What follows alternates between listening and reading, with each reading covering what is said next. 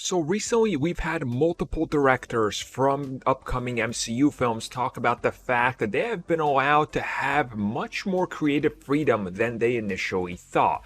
First, it was Chloe from The Eternals, then we've also heard from the directors of Shang-Chi, and now the director of the upcoming Captain Marvel 2 opens up a little bit about this.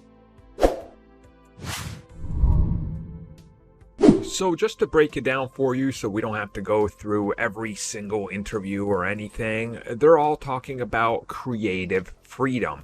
Specifically Nia DaCosta, who is going to direct Captain Marvel 2.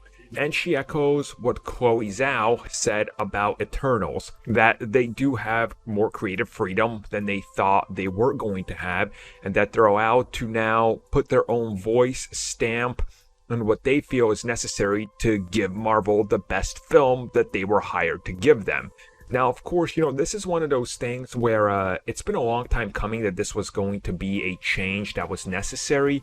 In the early days of the MCU, you were hired for the job, and while you were allowed a certain amount of creative freedom, like you look at Joe Johnston, for example, I mean, he definitely did what he wanted to do, but he still had to stay within the limits of Captain America.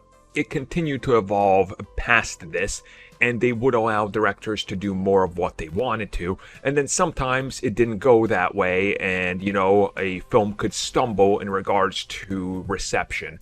So obviously now, when they're looking at the future, they're hiring directors that they see have the potential or ideas to deliver something fresh that maybe doesn't conform to what exactly is happening with the entire universe having to sort of feel the same in some ways, which I know that's been a major complaint by pretty much everybody from the MCU.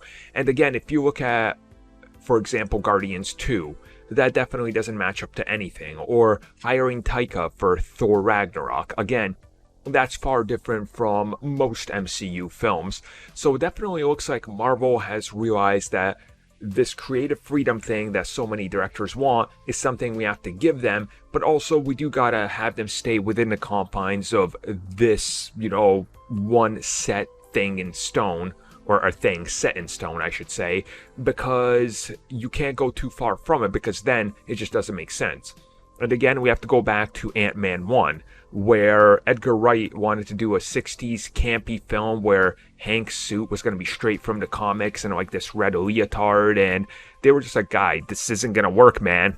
You just, please don't do this. And he was like, well, we have to do it this way. But it didn't click with anything, so they couldn't do it that way. Again, it seems like they've come a long way from that to being able to meet somewhere in the middle.